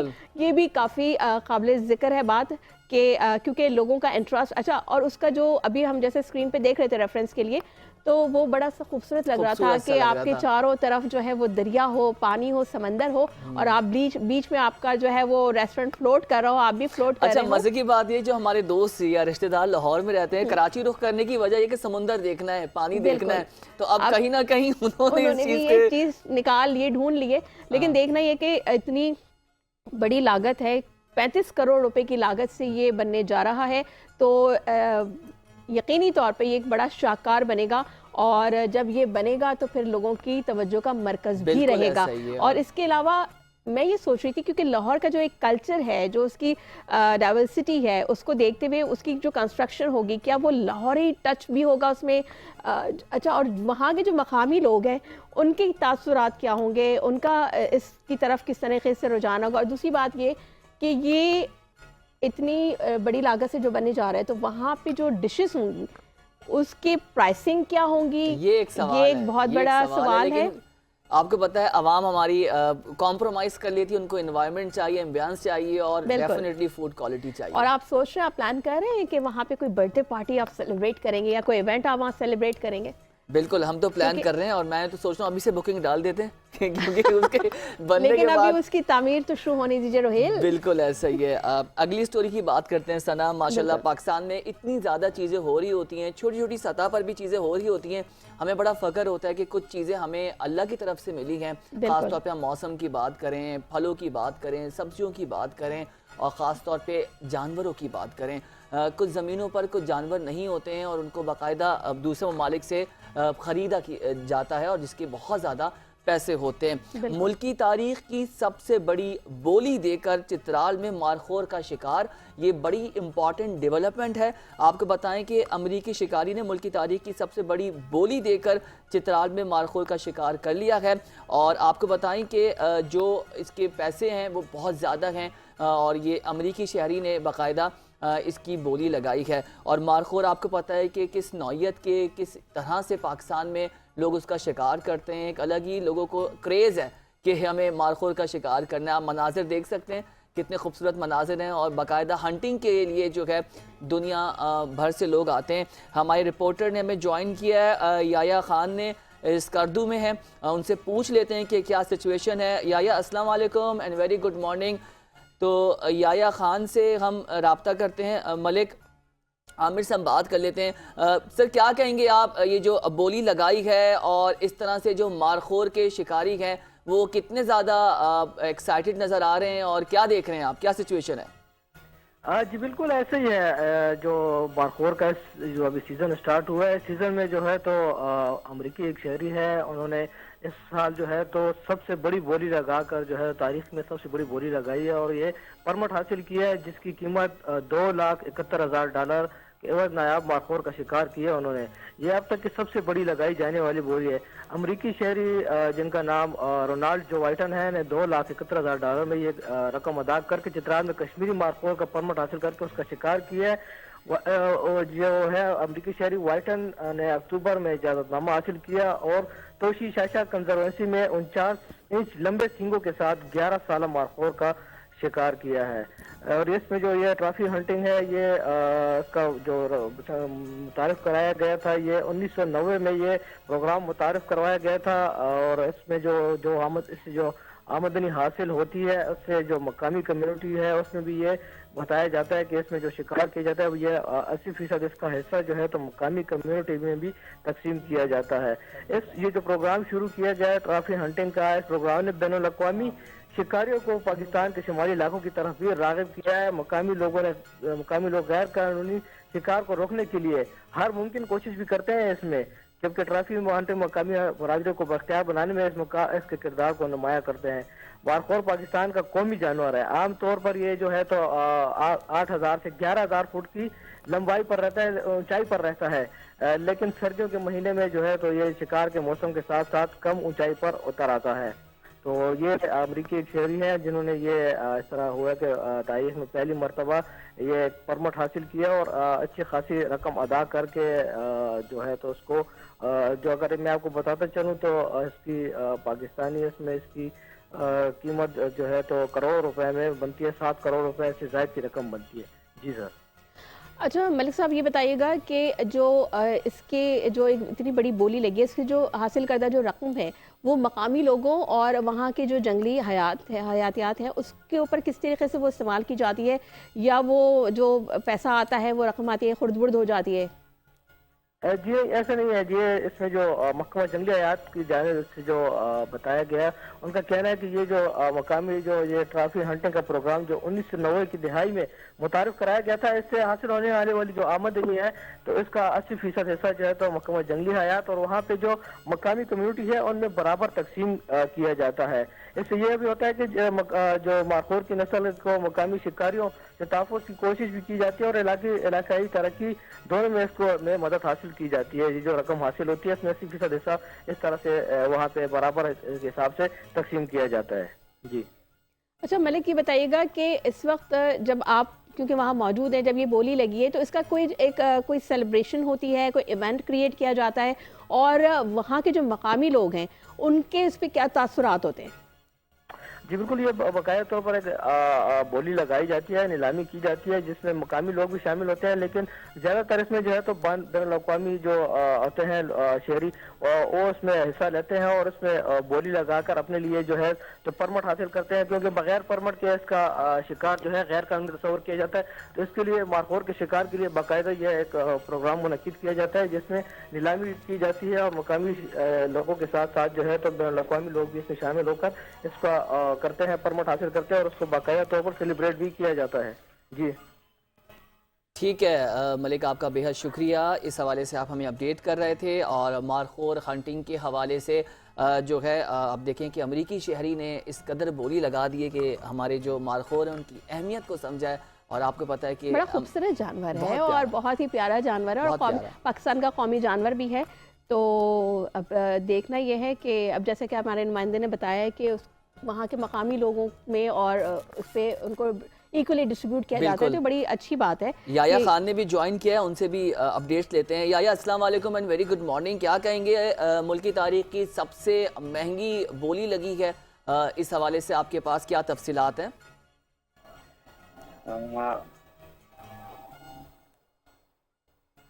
जी याया, आप सुन सकते हैं?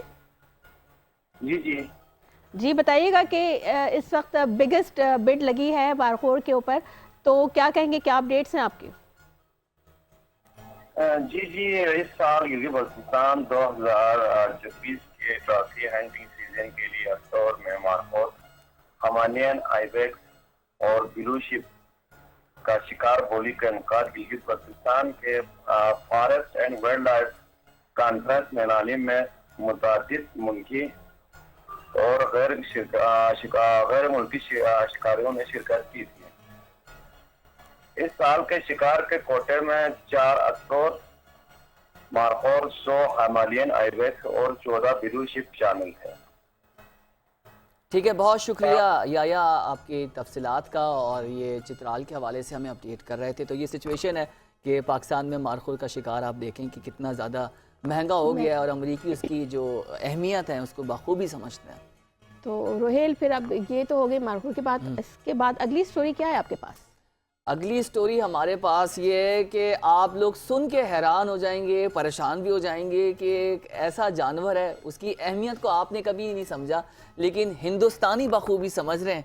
और वैसे आमतौर पे जो है लोगों को टॉन्ट करने के लिए इस्तेमाल किया जाता था, लेकिन आप कुछ बता रहे थे हिंदुस्तानियों ने क्या अहमियत जानी थी? चाह रही है कि वो मेरे ही जबान से निकले चीज़ें, तो मैं आपको बता देता हूँ। स्टोरी ये है कि गधी का दूध बेचकर महाना 2 से 3 लाख कमाने वाला भारतीय शख्स है। और बताएं कि भारतीय रियासत गुजरात के रिहायशी ने सरकारी नौकरी ना मिलने पर गधों का फार्म बना डाला है और गधों का फार्म बनाकर महाना 2 से 3 लाख कमाई शुरू कर दी है। सरकारी नौकरी के ख्वाहिशमंद शख्स का नाम धीरेंद्र सुलनी ने दिल बर्दाश्ता होकर इसमें गधों का फार्म बनाया और उनका ये था कि उनको गवर्नमेंट जॉब मिलेगी, लेकिन गवर्नमेंट जॉब नहीं मिली। ये हर जगह के मसले हैं, चाहे पाकिस्तान हो हिंदुस्तान हो। लेकिन एक आप ये देखें, हमेशा हम कहते हैं वैक्यूम होना चाहिए, और वैक्यूम यही था कि उन्होंने देखा कि इस जानवर को बड़ा नज़रअंदाज किया जाता है और उन्होंने सोचा कि क्यों ना इसको हम करामत कर सकें। आपने देखा होगा चाइना बहुत ज़्यादा वहाँ मुख्तलिफ ममालिक में गधों के हवाले से जो है उनके मीट को इस्तेमाल करता है, दूध को इस्तेमाल करता है, फिर डेयरी प्रोडक्ट्स बनती हैं, फिर वो मसनूआत जो है, तो ये तमाम तर चीज़ें। तो सना, आप मुझे बताएं उसका जो दूध है वो कितना बेहतर हो सकता है? बिल्कुल, बात ये है कि देखें, there is a will there is a way, ठीक है। तो उनको जॉब नहीं मिली, तो उन्होंने अपने लिए एक वे आउट निकाला और माशाल्लाह उनका इतना ज़बरदस्त कारोबार चल रहा है। लेकिन ज़राए का कहना ये है कि गधी के दूध से जो है वो जो वाइटनिंग क्रीम्स हैं वो बन रही हैं, जो ब्यूटी प्रोडक्ट्स हैं उसमें इस्तेमाल हो रहा है, तो क्या वाकई इससे फ़र्क पड़ता है? अगर आपको ये दिया जाए, जो ख़वातीन जो मेकअप इस्तेमाल करती हैं उनको ये ब्यूटी क्रीम्स और प्रोडक्ट्स दिए जाएं, आप इस्तेमाल करेंगी? लेकिन मैं आपको सच बता रही हूँ कि अगर इससे फ़र्क पड़ता होगा तो मुझे नहीं लगता कि कोई भी इससे पीछे हटेगा, क्योंकि आजकल जो ग्लास स्किन का जो लोगों के अंदर बहुत क्रेज़ आ गया कि जी हमें ग्लास स्किन चाहिए। और वैसे भी कहते हैं कि जो दूध है वो स्किन के लिए बहुत ज़्यादा मुफीद है, बहुत फ़ायदेमंद होता है, क्योंकि आप देखें जो भी ब्यूटी प्रोडक्ट्स हैं जो वाइटनिंग के, तो उसमें स्पेशली दूध और राइस का इस्तेमाल बहुत ज़्यादा किया जाता है। तो हो सकता है बल्कि यकीनी तौर पे गधी के दूध में भी बहुत फ़वाइद हों, ब्यूटी आपकी स्किन को फ्रेश करे, आपकी रंगत को निखारे। लेकिन बहरहाल पाकिस्तान में अभी ये चीज़ नहीं इतनी क्या यहाँ पे अभी इसका रुझान नहीं है। अगर आता है तो फिर देखा जाएगा। बड़ा मासूम जानवर है ये नहीं, लेकिन मैं आपको बता दूं अगर ये यहाँ पे भी इंट्रोड्यूस हो गया तो पीछे कोई भी नहीं हटेगा, क्योंकि खूबसूरत देखना सबका इसको इतना ही रखेंगे। थैंक यू सो मच नाज़रीन कि आपने आज का प्रोग्राम देखा और आपको आज का प्रोग्राम पसंद आया होगा। इंशाल्लाह आपसे कल मुलाकात होगी, मुख्तलिफ मौज़ूआत पे हम बात करेंगे। आई होप आज का दिन आपका अच्छा गुजरे। मुझे और मेरी प्रोडक्शन टीम सना और रुहेल को इजाज़त दीजिए। अल्लाह हाफ़िज़। पाकिस्तान जिंदाबाद। अल्लाह हाफ़िज़।